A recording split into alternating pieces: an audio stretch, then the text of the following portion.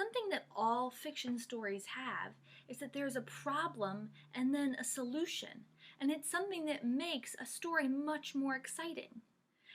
I'm going to read you Giraffes Can't Dance, and I want you to see if you can figure out what is the problem and then what is the solution of the story. Giraffes Can't Dance. Gerald was a tall giraffe whose neck was long and slim, but his knees were awfully crooked and his legs were rather thin. He was very good at standing still and munching shoots off trees, but when he tried to run around, he buckled at the knees. Now every year in Africa they hold the jungle dance, where every single animal turns up to skip and prance.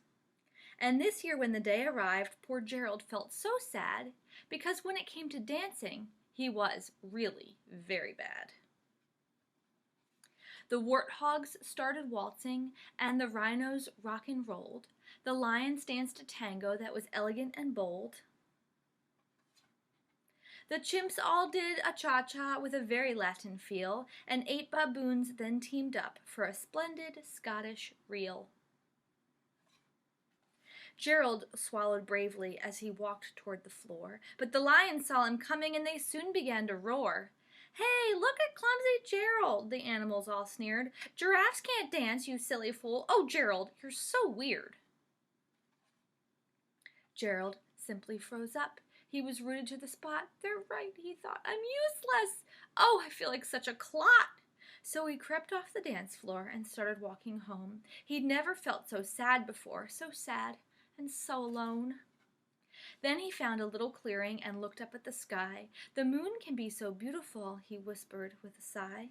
"Excuse me," coughed a cricket who'd seen Gerald earlier on, "but sometimes when you're different, you just need a different song.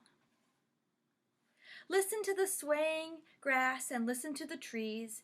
To me, the sweetest music is those branches in the breeze. So imagine that the lovely moon is playing just for you. Everything that makes music, if you really want it to." With that, the cricket smiled and picked up his violin. Then Gerald felt his body do the most amazing thing. His hooves had started shuffling, making circles on the ground. His neck was swaying, gently swaying, and his tail was swishing round. He threw his legs out sideways and swung them everywhere. Then he did a backward somersault and leapt up in the air. Gerald felt so wonderful. His mouth was open wide. "I'm dancing, yes, I'm dancing, I am dancing," Gerald cried. Then one by one each animal who'd been there at the dance arrived while Gerald boogied on and watched him, quite entranced. They shouted, "It's a miracle! We must be in a dream! Gerald's the best dancer that we've ever seen!" "How did you learn to dance like that? Please, Gerald, tell us how." But Gerald simply twirled around and finished with a bow. Then he raised his head and looked up at the moon and stars above. "We all can dance," he said, "when we find the music that we love." So in this story of Gerald, what do you think the problem was? I think the problem was that he really wanted to dance, but the animals made fun of him, so he didn't really feel like he could dance. So adding a problem to a story really makes the story engaging. It makes the reader really want to read and find out. Like, we wanted to know, what happened to Gerald? What's he going to do now? He's so sad, but what's he going to do? So your job in writing this today or this week is to add a problem to your story, just like this author did. They had characters, Gerald. They have a setting, which is the jungle dance. And then they added the problem. The problem was that Gerald was being made fun of. So your job is to add a story or add a problem to your story. Here is an example. So here's my story about Super Baby Morgan. Here's Super Baby. Here's his super castle. So let's read what we have and then see what kind of problem we can add. Once upon a time, there was a super baby named Morgan.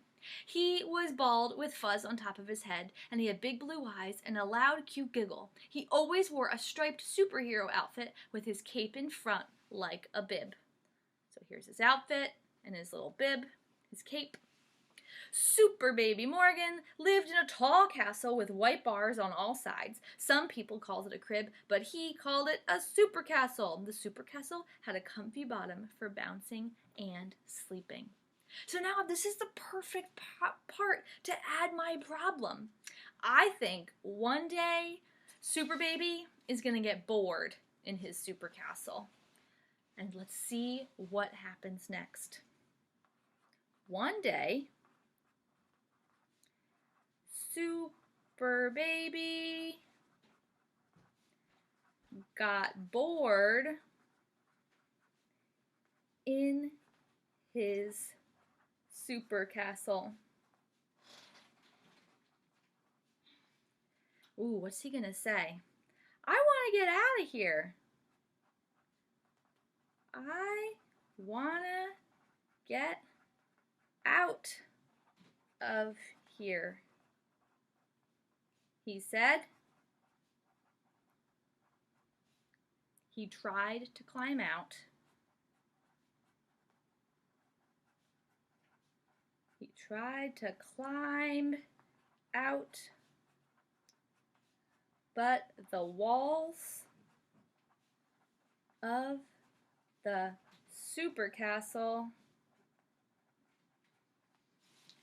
were too high.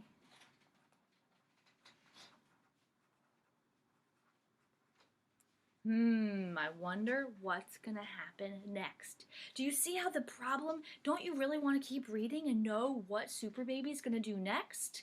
When you add a problem to your story, it really makes your story exciting. So try to add a problem to your story. Once you have the characters and then you have the setting, then you can start and talk about what problem.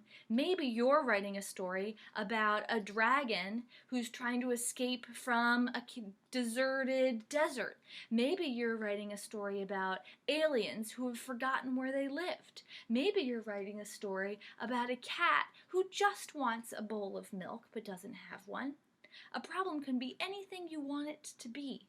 Add your problem to your story. We would love to read your stories if you would like to send them to Rachel and Julie.